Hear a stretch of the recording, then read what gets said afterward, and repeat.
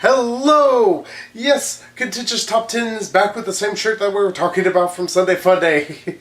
Just let y'all know, we're filming this a little ahead of time.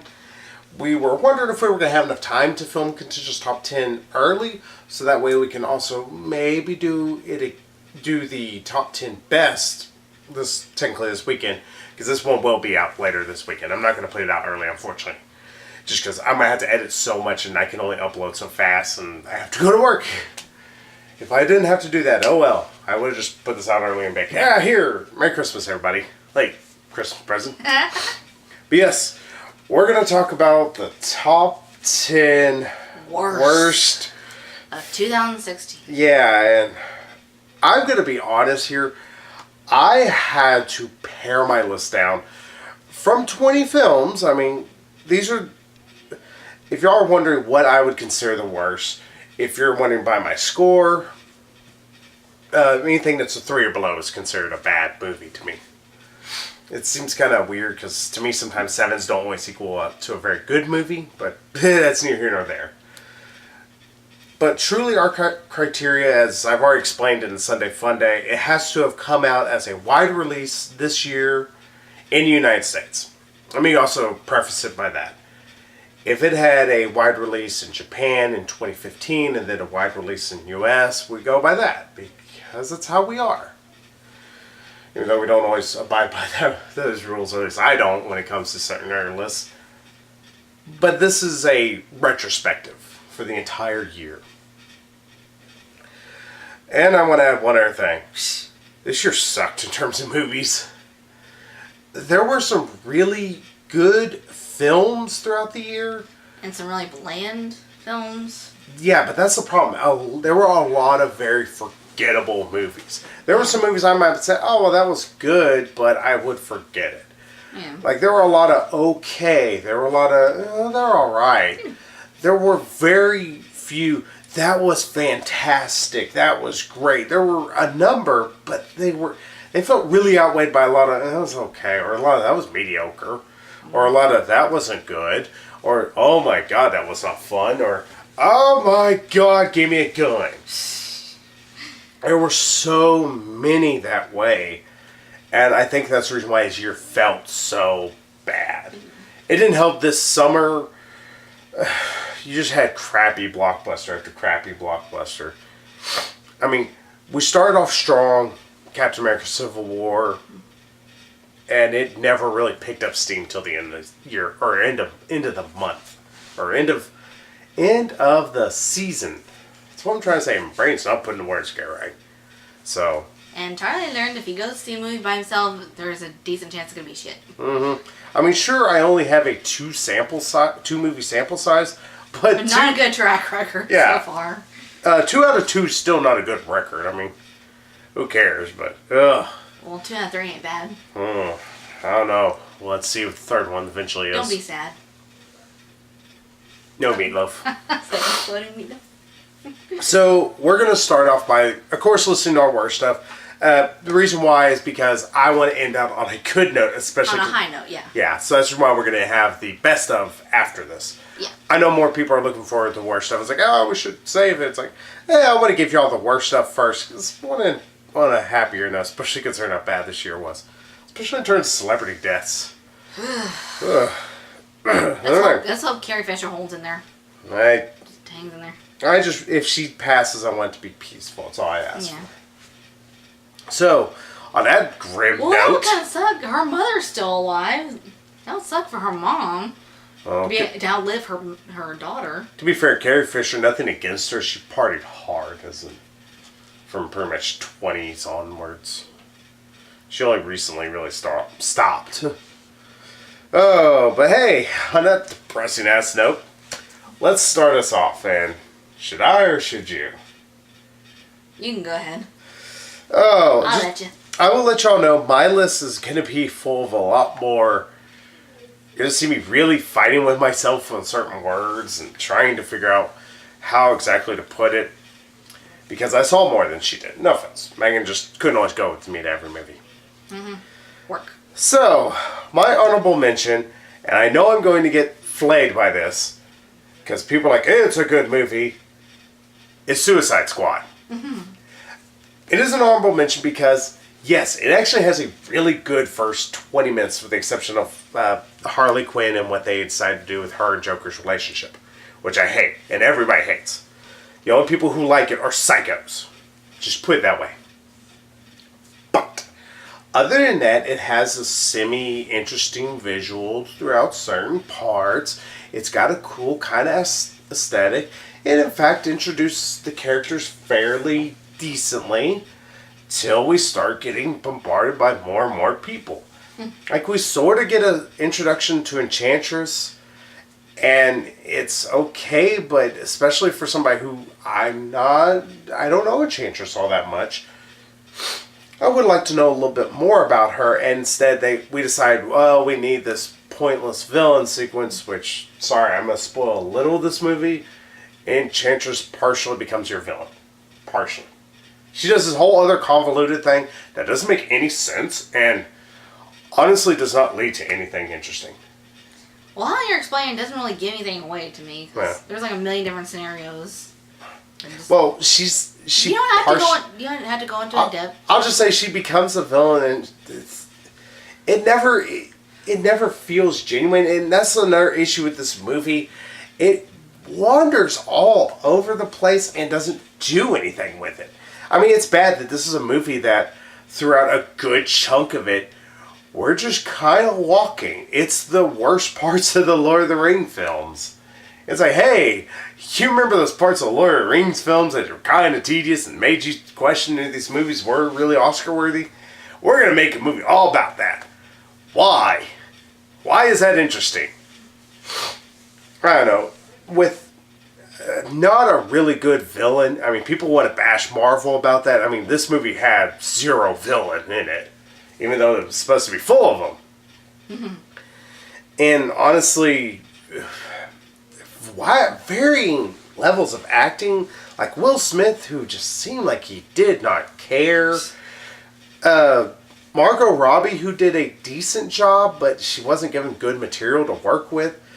It seemed like she didn't really do the voice. She did the voice here and there, but it just wasn't consistent. Yeah, it wasn't very consistent. To be fair, she is Australian, so she gets a pass. But, I mean, if you have a movie where you see her in Wolf of Wall Street where she kept it up, it's like, okay, well, maybe David Ayer wasn't quite doing as good as doing good of a directing job. And that's the other issue. Is like, you have such a talented director, and none of it feels good. It feels like a slap-jobbed movie, and that's the biggest problem. You can't have a movie that's supposed to help be a tentpole for your entire cinematic universe, and it feels so bland. And it's bad that it's like you have a lot of these characters, but I can remember like two. Deadshot and Harley Quinn. I think, Killer Croc was in this movie. He had 4 lines, I think. Captain Boomerang was in it. He did really nothing. Slipknot has head exploded. Whoopee.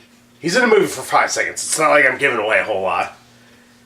He's literally just killed just as a show of force. Rick Flag is just there. And that's just the thing. A lot of this, like, they're there, I think.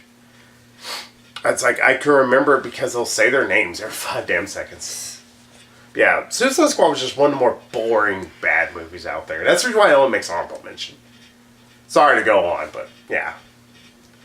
What was your honorable mention for this year? My honorable mention, Miss Peregrine's Home for Peculiar Children. One of the most wildly alright movies of the entire year. I mean, there was, like, the fantastical elements appealed to me, and some of the comedy appealed to me, especially, Samuel L. Jackson. Yeah. It's like, a breath meant for you. World domination for me, and, a breath meant for you. Yeah, it was pretty funny. He was like, I use them all day. Interesting. Yeah, it actually was pretty funny here. Yeah, but that was like, it was alright. I mean, there are worse ways to waste a couple hours, but there are better ways as well. It was pretty much, you had to fill it in. You had to fill in a movie somewhere, and this is one of the movies you used. Yeah. Yeah, I had that feeling you were redoing that. Well, it was that. It's blah blah blah blah. Blah, blah, blah. Blah, It blah, was, blah, it's blah. either that or Magnificent Seven. Yeah, these lists were like really hard to do, especially for me. Like I had 14 on my good list and like 9 on my bad list. I think if you saw more movies with me, you probably would have had more worse stuff. Yeah. Stuff. Some of the ones that were on the good list, they were kind of man, move them to my bad list and. You had to make 10 somehow. Yeah. Yeah, so in short, it's like Megan's... The only reason why Magnificent Seven is not even the honorable mention is because it's like, for what it was, a Western, I enjoyed it. Yeah. It's not my typical genre. Yeah, and I pointed that out to her. I'm like, well, you really think about it. It's like, even... She was originally, I think... I was leaning towards Magnificent Seven being the honorable mention. It's like, here's the thing though, it's like comparing it to Mrs. Peregrine, even though Mrs. Peregrine is a little bit more memorable, because even like Magnificent Seven nowadays, I'm kind of a little fuzzy on it. Yeah, it's like, I'm trying to remember details from both movies and why I like both of them. And I remember more about Miss Peregrine than I did about Magnificent Seven. I just remember that I enjoyed it, and Vincent D'Onofrio was really good. Mm-hmm. And Denzel Washington. Yeah. But the biggest thing though, again, it's a Western, and she's not a Western person. I'm not a Western person. And yeah, it's like, the big thing that I have about Westerns is that, I think I've explained this in a previous video, the monochromatic color scheme. Like all the browns and yellows and, it's like all the desert kind of tones. It's just really boring to me. It's hard to hold my attention to that. It's like... Because somehow Magnificent Seven did it, so... That's the reason why I don't... Yeah, because it was entertaining.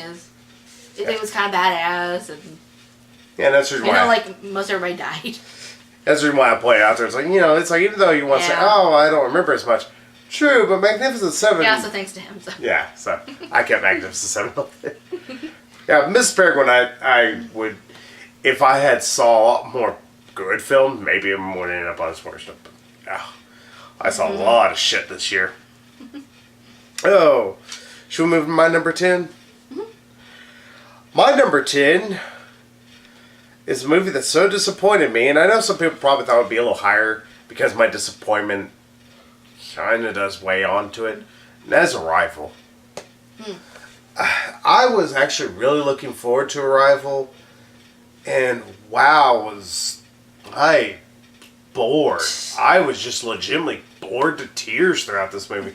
And I can watch a good drama. I can watch a movie that doesn't have action. Passengers we watched last night. Yeah, not a whole lot of action, just a love story. Just two people getting to know each other and falling in love. Yeah, and technically that's what Arrival is. Yeah, Arrival's a fucking love story, but a very... convoluted one from what you've been telling me. Well, not just convoluted, but it comes out of left field. Just like all of a sudden, Jeremy, I always loved you. When? Y'all have shared about 3 scenes together, and y'all have just kind of been talking. Y'all haven't been flirting. You haven't been doing anything together. We don't have Adjustment Bureau of, like... There feels like there's a connection between these two. It just feels like they're kind of colleagues at best. Even then, they're just kind of like people that sort of know each other. Can't Feel As Random is that one scene in a Big Fat Greek Wedding too. The prom. Oh, yeah. Like asking her to prom. When Paris decides to ask this guy to prom who just asked this other girl but got rejected. Like, wow, it fills the fuck out of left field. It's about that bad. If not worse, in fact. Because it's like... Yeah, it's like we're given no indication that she likes this guy prior to that. Like... Oh yeah, it's the same way in Arrival. There's none of that. It's like, okay. Also, really it just doesn't sound as random as that particular scene. Also, Arrival, its science is hokey. It's got a lot of problems. The acting is terrible in it. Almost everybody sounds like they took 12 Ambien. And that passes for good acting nowadays. Because I've heard so many people praising the acting in this movie. And I'm like, what acting classes have we been watching? Have we been watching so much subdued TV dramas that nowadays, if somebody says this, that is dramatic. Because that's not. That's just speaking low. That's not acting good. That's just being bored. Ugh, Rivals still fucking hate that movie. So bad. Can't tell too much though, can y'all? Oh, what's your number 10 though? Number 10, The Huntsman, Winter's War. So it's on my list. I figured as much. Oh, Huntsman, Winter's War. That was a hilariously bad movie. Yeah, I actually kind of liked it, but... Well, first of all, I needed stuff for the bad list, again. So... To be fair, it was a pretty terrible movie. Yeah, it was kind of disappointing. Although I do remember laughing a lot. I don't think you laughed with it. I think you laughed a lot at it. Like I did. I laughed. Like every time you got to see... Is it Emily Blunt in that movie? Who's the... who's pretty much... The Ice Queen. Yeah, Elsa. Yeah. Whenever she had that thing on her, it was like this, and she's like, I see everything. I laughed heartily every time. It's the most ridiculous looking mask in the world. It's just like... Why are you wearing that? Why is that your intimidating mask? Charlie sucks his nose up into his brain. Yeah, that was funniest damn shit I've seen ever. But also, you gotta admit that it's funny. It pretty much says, yeah, you remember Snow White and the Huntsman? If you liked any of that movie, oh, we don't have any of the goodness from that movie in here. Thanks. Yeah. It's like, it was one of those, like, more I thought about it, the more it's like, oh yeah, that was kind of stupid though, what they did there. Kinda. There's a lot of stupid in that movie. Well, like, making him think that she was dead and making her think that he had run off and abandoned her. Yeah. It's like, what? It's like, What? it's like why? Because if they run across each other, they're just gonna... It's gonna undo your hard work, undo your magic. Yeah, it's like, why? Oh, there's a lot stupid that happened in that movie. Yeah. Mostly they decided to make it a prequel sequel. Well, it's partially prequel, partially sequel. I know, it's like a little bit, kind of explains the Huntsman and about for an hour.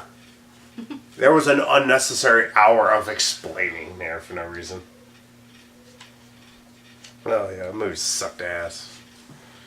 Oh. It was a little bit of a disappointment. Especially now the more I think about it. A little bit. And again, I need to pad out some of the worst stuff. I ain't padding. I'm actually having to reduce. Mm-hmm. Oh. It's like I'm needing augmentation, you're needing a reduction. Mm-hmm. Should I talk about my number 9? Do I dare ask? X-Men Apocalypse. Just let you know that's on my list. Oh, wow. Bryan Singer, he does not know how to make a straightforward movie anymore. I realized it quickly watching Days of Future Past. It's like, yeah, you know you can make a movie straightforward without us constantly having to jump to the future, especially considering as long as everything that's done good in the past is done. In fact, as soon as one thing changes, it's all changing. But Bryan Singer's like, I don't understand time travel at all.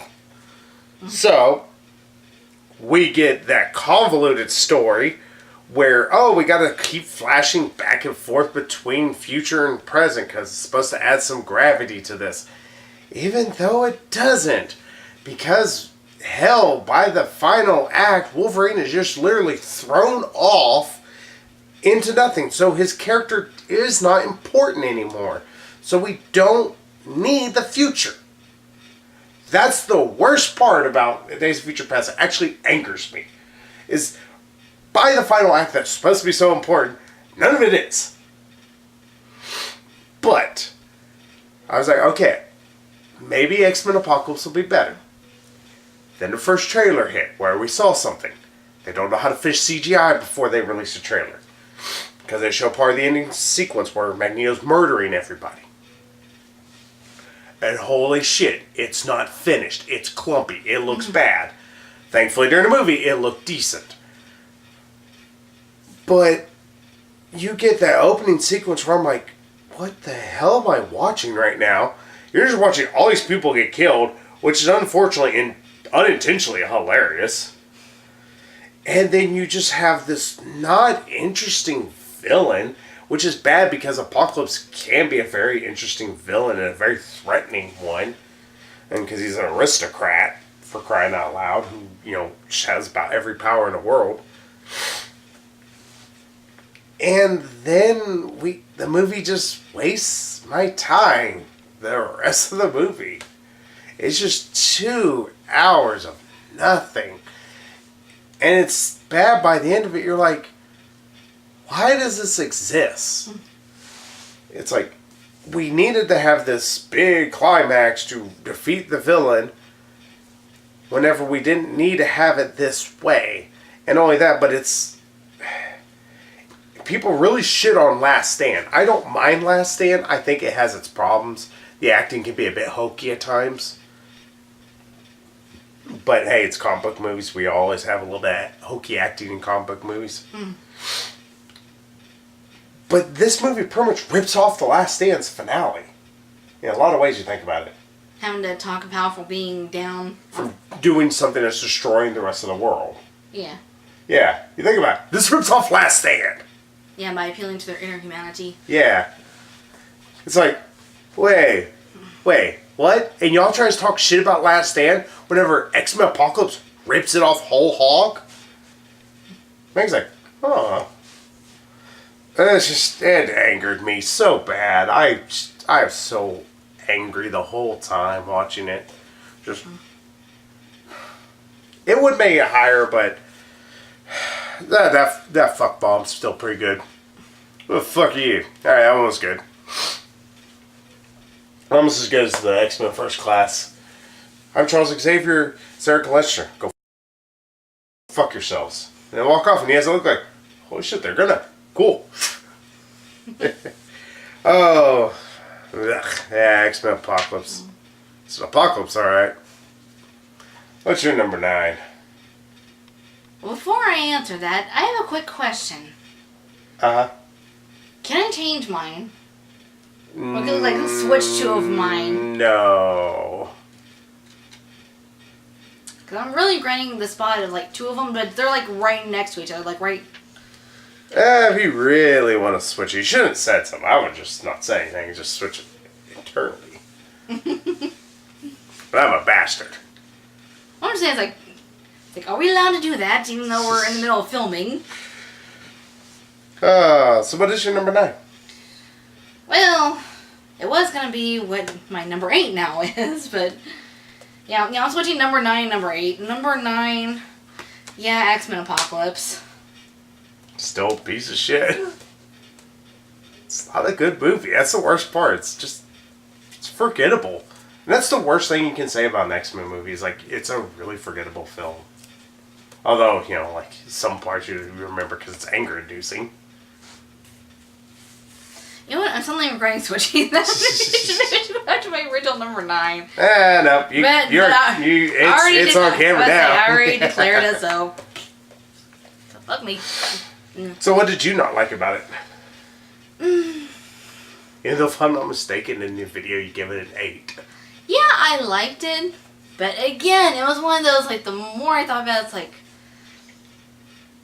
yeah, this has problems. Like what? Besides what I've listed off. Or including what I've listed off. It's like, well, you kind of pointed out at the time that, Magneto's daughter, like, she was just a little kid, and it already been established, it's like, and you mentioned that it already been established that they had to pretty much go through puberty in order to get their powers, for their powers to manifest themselves. Yeah. And she looked too young to be going through puberty, so it's like, that and then just, the magical arrow that killed the daughter and the wife. Oh. Oh, you're talking about Magneto's daughter. I thought you were talking about Quicksilver's sister, who they tried to mention in Days of Future Past. I'm talking about... See, that's how forgettable this movie is. I forgot he had a kid. And it's funny, he's a world-renowned terrorist, and somehow nobody recognizes him. Yeah, and he starts, like, he uses his powers to save somebody. Oh, no. It's like, oh my god, he's a mutant. We must kill him. We shun him or something like that. I can't even remember. Yeah, it's one of those things. It's like, he's like, he just saved you, asshole. You'd be like, hey, you think you could maybe use your powers to make our jobs a little easier? We'll give you all, like, an extra, 10% of our wages. Yeah, I'd be making deals with that bastard. Yeah, and just the more I thought about it, the more it's like the villain Apocalypse just did not really work for me. Well, it's just Apocalypse can be an interesting villain. They just didn't do anything interesting with him. He's just kind of strode around. Like his horseman just is like, okay, why these 4 random assholes? Yeah. I mean, it's like just to get Storm in here. Well, Storm at least made sense because she was the one who he met. Why Angel makes no sense. It's like, what do you do? What can you do? Yeah, I can fly. I can teleport, you bastard. So why do I need you? It's like by the time you fly up to me, I can teleport back down. I can control your mind and make you think your butthole is your mouth. How that's an image. There's your way of talking out your ass. Yeah, it was a bad thing. Wasted him. It could be an interesting villain, like I've said. You know what I'm saying though? Yeah, I'll stick with that as my number 9. Oh, well, you're my number 8? What's that? You're number 10. Huntsman Winter's War, yeah.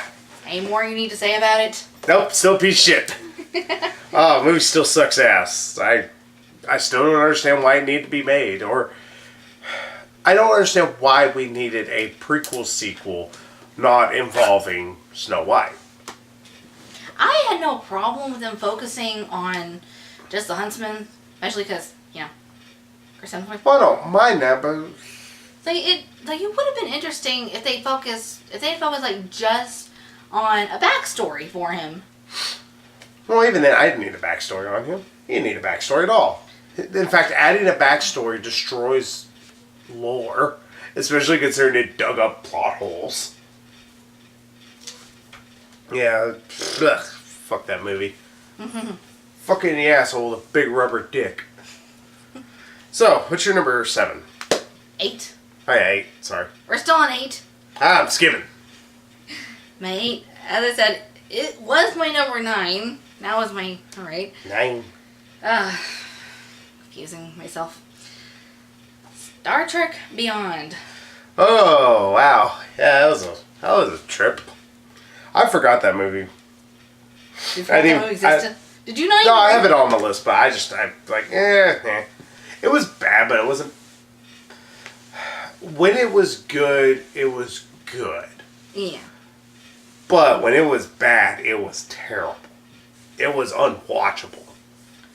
Literally, you couldn't see anything. Yeah, especially with all the darkness, like, Aziz, light! Yeah, and then on top of everything, you just have this, the same revenge plot, because, like with the J.J. Abrams Star Trek movies, it's like that little glare you would get every now and then when the... Oh, the sunflare he loves.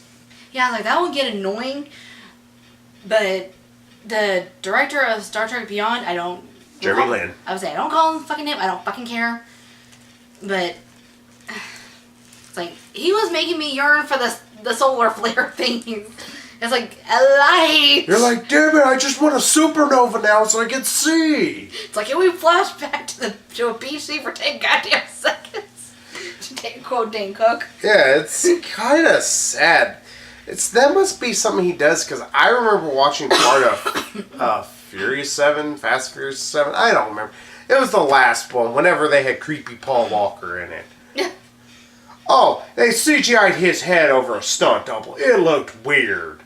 God, it was unnerving. It's like, oh. What is that thing? Get it off. But beyond all of that, it's like this guy loves dark, dark, dark. And just, ugh. Yeah. Sorry to Beyond. Fuck itself. I still don't like the movie, but it's not bad enough to make this list. Just because of what was good was good. Even though the plot was stupid, a lot of the writing was pretty terrible. And again, got the same story again. It's a revenge plot. Yay. Cool. Can't have an interesting story. No, no, no. It's like, it's Star Trek. Can we, like, focus on, exploring these other planets and cultures? Maybe they kind of clash with a culture or something? No, we need a revenge plot, don't you know? That's what all the Star Trek movies now have to be. So what is your number 7? I am surprised this movie made it so low, but because of all the bombardment of bullshit I started getting in this year, it ended up dropping a lot. That is Fantastic Beasts and Where to Find Them. That's on my list. Obviously further down. Oh, wow. You have a movie that you have to watch the others to get certain things. It does nothing with its actual setting, really. Except for have people drop Foe 2000 speak, because that's cool. And then on top of everything, every single thing that could go wrong with this movie, you have CGI that is terrible. I mean, this is Chambers of Secret terrible levels. Chamber of Secrets. Yeah, Chambers of Secrets. Well, pots of secret. Chamber, singular. Secrets, plural. I know, I'm just making a joke about shit. Chamber pots. I'm just saying, you keep saying chambers. I don't care. All the Harry Potter movies are just... Well, I will say, I don't know about Deathly Hallows Part 2, because I ain't seen it. I don't want to, don't care. I like to leave myself on the edge of wondering what happened after the 2.5 hours of talking. Harry died. Yeah, and then he killed Voldemort. Though, I have a theory. I've got a theory. I'm going to do another video for all of that. And it's actually a really good one. But that's neither here nor there, because we're talking about Fantastic Beasts, which can suck my wiener, because that movie sucked ass. Ugh, I will save more of my... Yeah, my biggest problem with it is it's so boring. It's like there was all these characters and plots that popped up. I think even before Newt Scamander popped up. And it's like, okay, who the hell are these people? Why the hell should I care? That's what we're saying. We never had a reason to care about them. Yeah, I was like, by the time we got around to, because I figured them being introduced, that it was relevant somehow, but I didn't care. And by the time they finally revealed the relevance, I still didn't care. It's like, okay, it's like, y'all just... Not only that, but they made a huge plot hole for the Harry Potter books. In terms of the I don't think evil so bad thing. I think it's once you turn 11, if you don't start practicing, if you don't start learning how to control your magic, it controls you. I think what... Because I will tell you this much, because he said that the oldest girl he found was 8. Who hadn't begun to understand or explore her magic. That's the thing it talks about, is that if they don't begin to explore it. It's supposed to be an allegory upon exploring your imagination. I get it. Trust me, I get it. It's fucking simple. But it's stupid. It's an allegory for your sexuality, but whatever. It can also be that too. But see, I wouldn't say sexuality, especially 8-year-olds. It's fucking creepy then. Jake around saying she wants to diddle boys or girls. No, I'm just saying, some... I know, I'm just being weird. I'm making it weird. I gotta make everything weird. Was that, need a little drink? Yeah, Fantastic Beasts. It is very terrible, and no matter what, it's still a shit show of a film. But I'm just gonna go ahead and tell y'all, everything that is above this is worse. I don't know how, but it accomplished worse. Yeah, it's funny you have a non-Harry Potter fan and an actual Harry Potter fan both saying, yeah, this kind of sucks. It doesn't kind of suck. It sucks. It's like, it's so boring. It's like, oh, it's like so boring in my mind. It's like the only good parts are really, I know I said this before, but the Muggle. Yeah, the American Muggle. Like his little reactions to everything was so cute. Yeah. Him and the chemistry between that one lady, I forget her name. But it felt so secondary because we had so many other plots happening on. Yeah. And so many other plots we didn't care about. Yeah. We just... So, what about you? Because we'll have to talk more about Fantastic Beasts later, I guess. Unless it's next. Oh yeah, we were just talking about yours, you know. Yeah. Go to your number 7. My number 7, Mechanic Resurrection. Is it on your list? No, it's not on my list, but it was one of those movies I was considering. But more I was like, it's just a boring action movie. That's a problem. Yeah, it's kind of like Miss Peregrine in that there are worse ways to waste a couple hours, but there are better ways at the same time. There are, like, it's just... I'm going to show you a good Jason Statham action movie. It's like, soon. it's generic action film. It's like, you know what's going to happen. You can see stuff coming a mile away. Not only that, but there's very few interesting action set pieces. Like the best one is the one they spoil in the trailer where he kills the guy via the pool. Yeah. I don't know. I kind of one of the highlights to me, because I thought that was very creative. Especially since he specializes in making stuff look like an accident. Yeah, that's his whole shtick. Yeah. Or Tommy Lee Jones was fun in the movie. I will say how much. Tommy Lee Jones was a blast for the 5 minutes he was on screen. But, yeah, there are much better Jason Statham movies. I mean, even a third Transporter movie, the last one that he was in was better than this. And I thought the third one was probably the worst out of the ones I've seen. I haven't seen the fourth one. Don't care. Yeah, as you were pointing out to me earlier, it's like there are a million different action movies that have done this whole thing way better. So I just... Yeah, and I'll show them to you. I could pop one in right now and it'd be better. Hell, I could pop in Speed. It's a better action movie, and it's more of a thriller. Well, not even just, Jason Statham movies, That's just why I was pointing out Speed, Keanu Reeves. I could throw in Hardcore Henry. Hardcore Henry's a much, much better action movie. Much more inventive one, too. Die Hard. Die Hard 2, even. Hell, Die Hard 2 is kind of forgettable. Even Die Hard 4, I would say, is better than this was. And that's saying something. I don't know if I can say that with Die Hard 5. I don't know. Not with a straight face. Back. Die Hard. I'm going to have a stroke trying to do it. So, on to number 6. Oh, fucking Girl on a Train. Didn't see it. Big legend. And it was the most predictable fucking movie of all time. It wants to be Gone Girl with none of its mystery, none of its good acting. And on top of everything, it was such a slog to get through. It's a 2-hour movie that feels like it's 4. I hated every second I was sitting there watching it. I was interested in it at first. I'm like, all right, well, what's so interesting or what's so unique about this? Oh, okay, well, there's this about her character. She's an alcoholic, all right. That was the running theme for an hour and a half until, husband's evil. And somehow everybody puts up with this. Sounds like it was written by an amateur writer. Who sounds like, okay, distinctive feature about this one character, she's an alcoholic. It's like, okay, what else? That's it. It's kind of weird. And that's the thing, I don't think this lady's an amateur. I think she's written a few books before this. In fact, this is an older book of hers, if I'm not mistaken.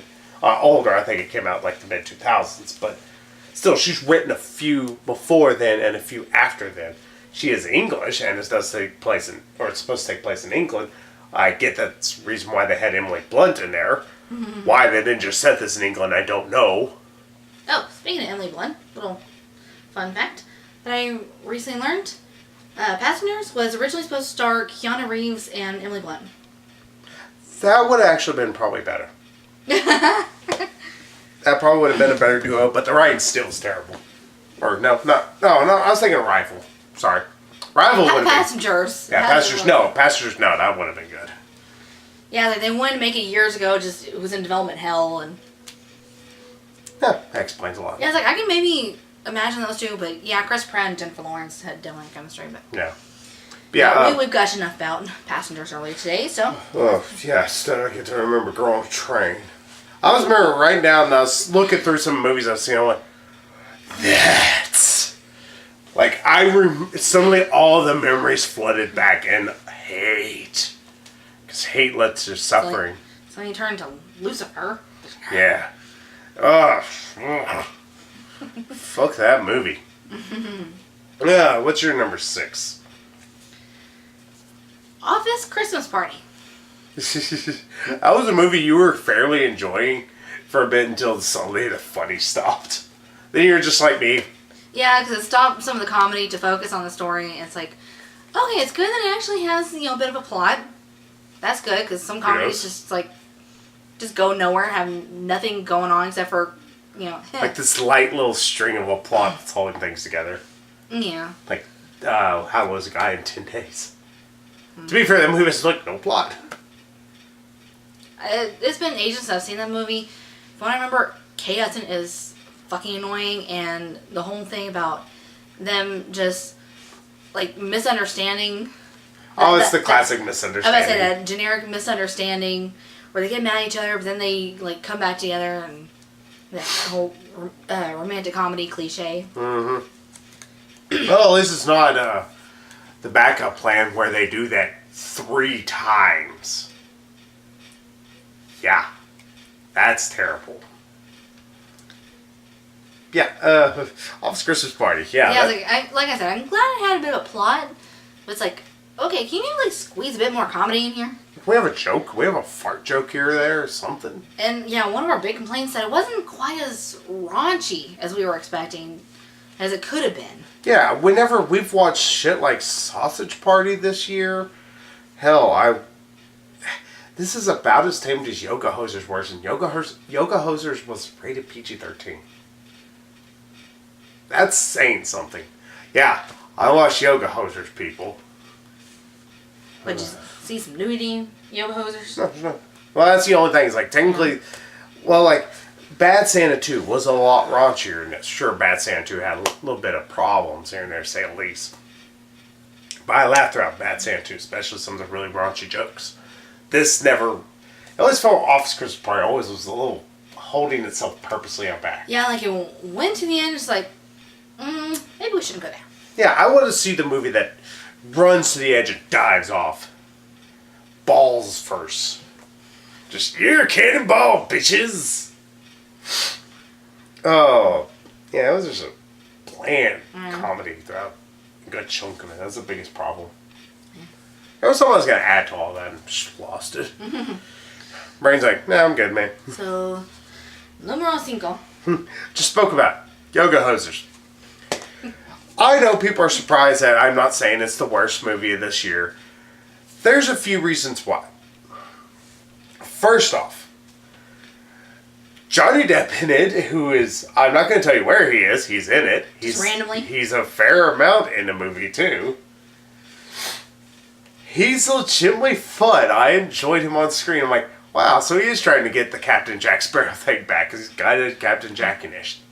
Though you will not know it's Johnny Depp till I was like, this guy's talking. He sounds familiar. Oh my god, that's Johnny Depp! But I saw something in this movie that kind of made me almost want to smile, and that was, this felt like an ode to Trauma. I am a huge Trauma fan. I love the Toxic Avenger series, for even as stupid as they started to get. I love, I think it's Surf Nazi Ninjas, or Nazi Surf Ninjas, or something like that. It's stupid as hell. It's fun as hell, though. I love Tromeo and Juliet. That has some good... I wonder if you're going to bring that up. Yeah. I love that movie, and I saw, this is really trying to be an ode to Trauma. Here's where the movie missed completely. It didn't understand that Trauma is not just shot cheaply, it's shot on film. because of that, you get a bit of a lower quality picture, you get more grain, the film looks a little dirtier, nastier, and seedier. This film looks very clean. Like, even this big monster thing at the end looks like this clean, fake rubber suit. It doesn't look good. It looks cheap. It looks bad cheap. And its humor it's based on is a lot of stupid Canadian